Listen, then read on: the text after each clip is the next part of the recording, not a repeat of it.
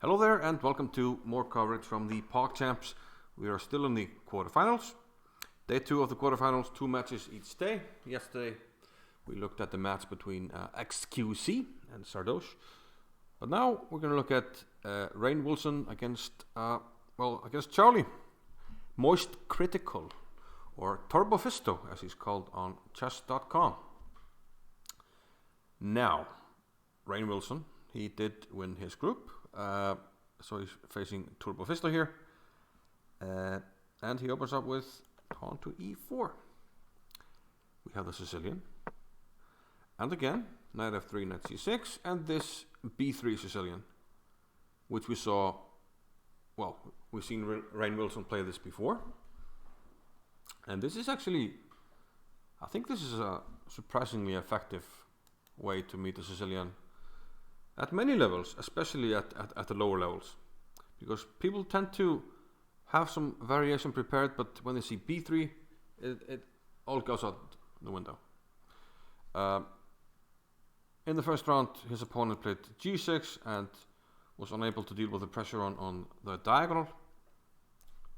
Something like this, bishop b2, and black has to play this, or f6, or knight f6. Both ugly moves. Knight f6, e5 was what happened in the first game of Rainn Wilson. But here, knight f6 is played by Moistcr1tikal. But here we can push the knight right away. And a poor move, retreating the knight back to g8. So you have to be able to, when you play a knight out like this, you have to be able to anticipate if the knight will be attacked. And if it's attacked, you have to have a square for it.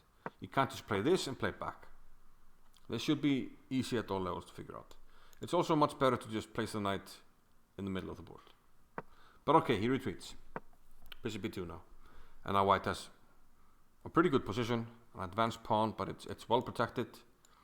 And, well, black is behind the development and has to find ways to get the pieces out. He goes with d6, which is logical, challenging the pawn, and, well, maybe getting ready to put the bishop out. In some cases it could come here, but at least we're opening up for it. But now white should probably just play something like bishop b5 and get castled quickly. So that's kind of consistent with the setup that he has chosen. But he went d4, which sometimes can be inconsistent having played b3, because you do weaken this diagonal, and the bishop being here means that you're not as comfortable with a jack. However, right at this moment, the jack doesn't do much. But Charlie still played it, queen a5 jack. White should be able to just meet it, maybe bishop here. Push the queen back and then play a move. But he played knight c3, and now Charlie had a big chance to liquidate the center, because he can take either of the pawns. It's best to start with what he did. Pawn takes d4. Knight takes d4. But here he has good choices. He could take this with a queen, with jack, and probably maybe with a knight. But queen takes e5 is a strong move, because the knight would have to retreat, it's attacked, and black wins a pawn. But instead he took with the pawn. He still wins a pawn, but white gets excellent compensation now after knight takes c6 and queen f3. Getting the queen out. Usually not good, but we're hitting a pawn here. Black has to deal with it, which he does with bishop b7, but now queens have castles. White is getting a lot of development, so this is a nice line in that sense. Sometimes you get this very quick development. Bishop will come out, will centralize the rooks, and black is lagging behind the development, and the king is still stuck in the center. So let's see, e6, bishop came out, bishop a3, and Rainn Wilson centralized with rook h e1. Logical move. There was also a super move here, knight to b5, which is very hard to spot. The idea being that the pawn here is pinned, and if you take the knight, I can take your bishop, and everything falls apart. Of course you don't have to take, but the knight from here, b5 jumping into d6, is hard to deal with. So knight b5 was actually a very strong move. But this is very logical. Rook h to e1, takes and takes. Rook b8. I mean, black has to eventually get some pieces out, so I'm not sure what this accomplishes. So I think a move like knight f6 probably had to be played. Rook b8 seems a little bit too much, and now pressure on g7, pressure on e5. Charlie decides to deal with the pressure on g7 by playing g6, but now rook takes e5. And now we see one problem with the rook being on b8. It's lined up with the queen here. Could be a big problem. Another problem is lining the queen up against the queen. And here, well, Rainn Wilson could have played a game-winning tactic. Can you see it? How does white win on the spot? Always look for forcing moves when you're looking for tactics, checks, captures or threats. And here the check. Well, we don't have to look at many checks to see that we can give this check, open up an attack on the queen, and the rook prevents the king from protecting the queen, so we would simply win the queen for the rook here, winning advantage, and this hangs, probably mate, this hangs, and then the rook, everything would hang. So completely winning. Instead, Rainn Wilson played rook e3, and here, finally Charlie was very focused on getting castled, and actually too focused on getting castled because he forgot about his queen. And this shows that, you know, rook b8 was a waste of a move. If he had been able to castle, maybe he could have put up a good fight, but now he just lost the queen.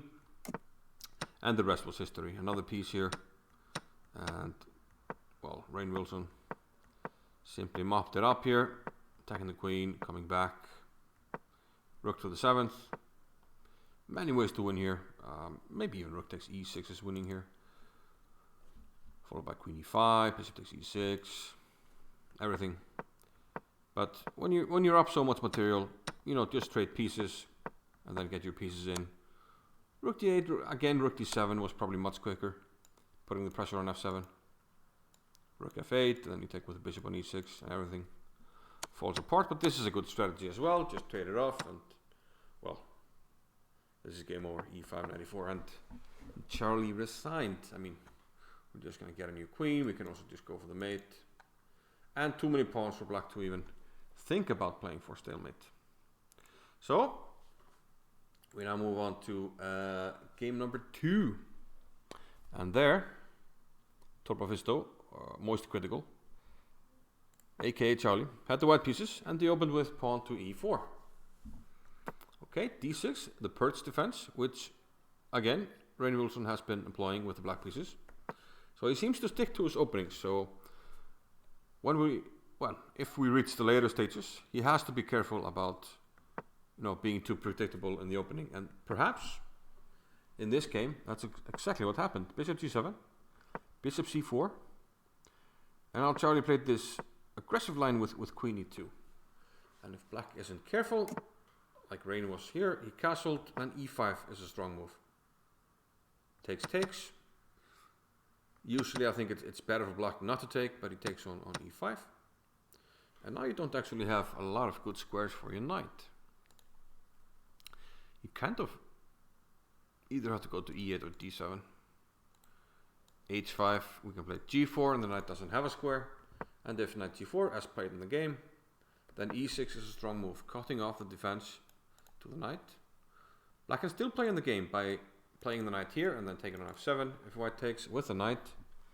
However, Rainn Wilson blundered here. He took on e6 and then realized that if he takes back, we can, well, either take the knight or give this check first and then take the knight. In both cases, you lose a whole piece. So, knight e5, trying to keep at least the pawn structure intact, but he is down the piece. Now c5, trying to set up some way of trying to win this knight back, maybe a6, b5, c4 at some stage. Trying to trap it, but let's see how that goes. Knight e to c6, rook d1. Strong chess, just going to the open file, hitting the queen. Bishop d2, taking care of this. You know, setting up a discovered attack on the queen perhaps. e6 by Rainn Wilson, getting the pieces out. So Charlie's playing much better in this game. a6, he castles, gets the pieces out and castles. This is what you should do. So good opening preparation. He won the piece and then he's playing very solidly here. b5 and another great move. Knight a4. Hitting the queen and hitting the pawn on c5. So Charlie has to block here. But now the bishop is actually quite happy because it's not going to be trapped by the pawns. Bishop e3 hitting the pawn on c5. And we're actually gonna just take on c5. Good strong stuff here, but Charlie, he's at the moment wiping the floor with Dwight Rainn Wilson. Knight takes c5, and after queen takes c5, white is simply up a rook. Plays a good move, knight d7. Trades are good, queen c6. And, well, here Charlie was significantly down on the clock, down to about a minute. And he started to look for mate. But this is very, very impractical when you're up so much material. Especially when you have no time. You don't have to find, you know, some 5-head mate or a fancy mate. Just trade it off. Knight takes b8, trade off the pieces. You know, bring your pieces, double the rooks, trade them off, make some luft, game over, you're up a rook. Nothing bad can happen. But instead he tries to find some mate, plays this, and even blunders again, because now the bishop is covering the rook. And even if it wasn't mate, so too much, you know, just keep it simple. Keep it simple. Make the material count.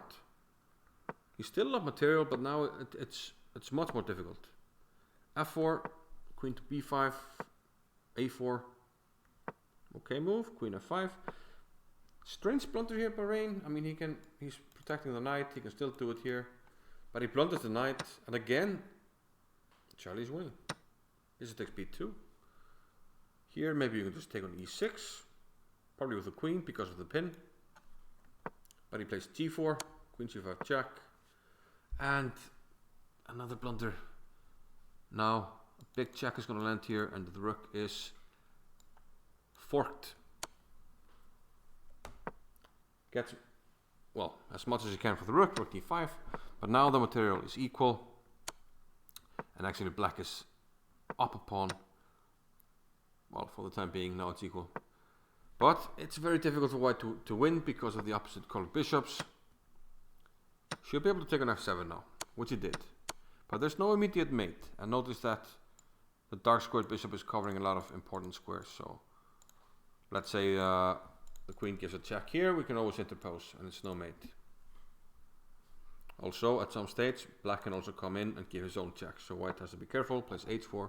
But this allows queen e1 check, and we should be able to pick up the h4 pawn. Okay, he gives a check on e2. Another check. Bishop e5 check. His idea is to win the pawn on g4 with check.